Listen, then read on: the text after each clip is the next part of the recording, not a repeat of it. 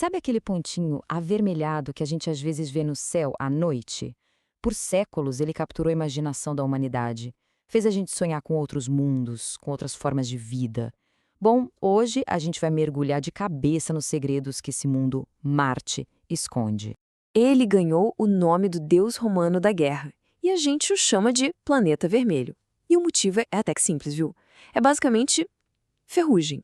A superfície dele é rica em óxido de ferro, o que dá essa cor. Mas a grande questão é, será que Marte é só um deserto enferrujado e sem vida? Ou tem algo mais escondido debaixo dessa poeira vermelha? É o que vamos descobrir. Para a gente entender o que sabemos hoje, vale a pena dar uma olhadinha para trás. Ver como a nossa ideia sobre Marte evoluiu de um simples mito antigo para um objetivo real de exploração. Imagina só, estamos no século XIX. Você aponta um telescópio para o céu e vê um mundo novo. Os astrônomos da época viram manchas escuras e áreas claras e pensaram, só pode ser, são mares e continentes. Eles até fizeram os primeiros mapas baseados nisso. Eles estavam errados? Sim, estavam, mas foi essa faísca de imaginação, essa ideia de um planeta irmão, que acendeu a vontade de ir até lá. Só que a realidade de Marte se mostrou ainda mais incrível do que a ficção. Este é um planeta de extremos geológicos, com paisagens que sinceramente desafiam a nossa imaginação. Olhando assim, lado a lado com a Terra, Marte parece bem menor, né? Mas não vamos nos enganar pelo tamanho.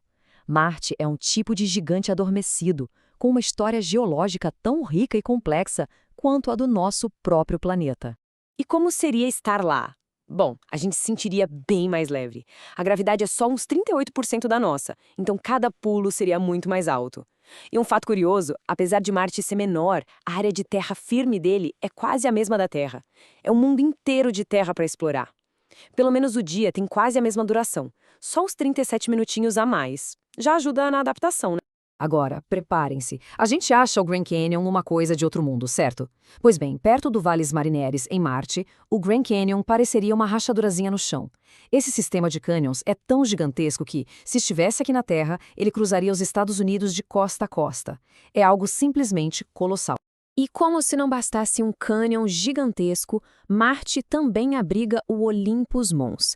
É um vulcão colossal que se impõe na paisagem marciana, é a segunda montanha mais alta de todo o nosso sistema solar, um verdadeiro titã geológico. Para a gente ter uma noção da escala, o Monte Everest tem quase 9 quilômetros de altura. O Olympus Mons tem 25. É quase 3 vezes o Everest. A base dele é tão larga que cobriria o estado do Arizona. É como eu disse, Marte pode ser pequeno, mas seus monumentos são de uma escala que nos deixa sem palavras. Certo, esses extremos geológicos são fascinantes, mas a maior pergunta, o que realmente move a exploração de Marte, é outra, a busca por água. Porque no final das contas, a água é a chave para a vida como a gente conhece. E essa não é só uma questão científica, sabe? É uma pergunta que mexe com a gente. Encontrar provas de que já houve água em Marte significa que a vida, ou pelo menos as condições para ela, poderia ter surgido em outro lugar, e isso mudaria para sempre a nossa visão do universo. E a nossa busca começa nos polos, onde calotas de gelo gigantes brilham sobre o Sol. A cratera Korolev, por exemplo, é um lago congelado com quase 2 quilômetros de profundidade.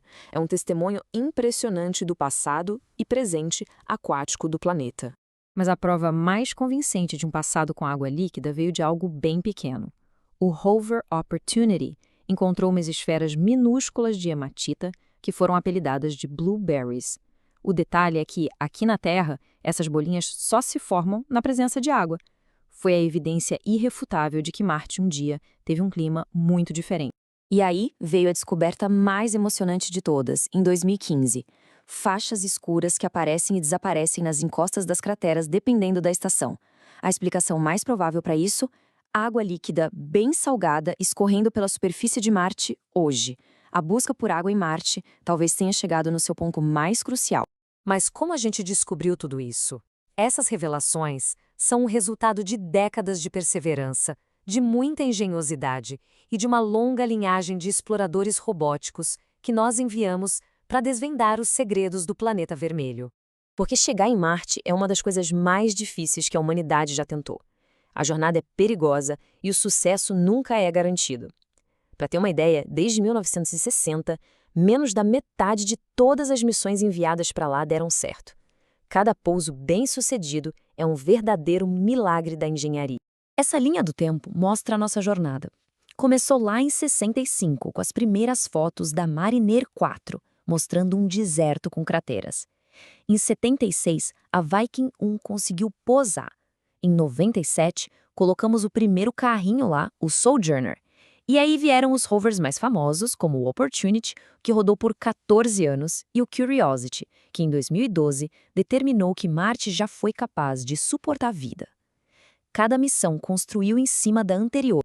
E graças a esses pioneiros robóticos, a gente tem acesso a imagens como esta, uma vista panorâmica da cratera Gusev. Eles são literalmente nossos olhos e nossas mãos em um mundo distante, nos permitindo explorar paisagens alienígenas sem sair do nosso planeta.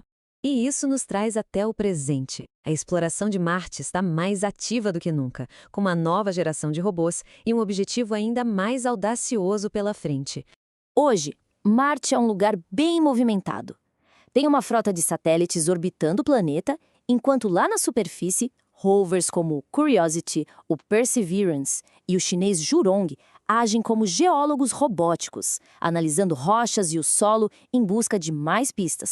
E as descobertas são revolucionárias. O Curiosity, por exemplo, encontrou evidências de um antigo leito de lago com todos os ingredientes químicos necessários para a vida: enxofre, nitrogênio, oxigênio, fósforo, carbono.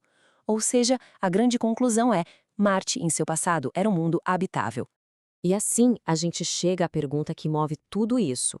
Se Marte já foi habitável, será que a vida realmente floresceu por lá?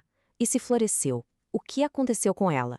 A resposta para essa pergunta não está apenas em Marte. Ela pode nos dizer algo muito profundo sobre o nosso próprio lugar no cosmos. A busca continua.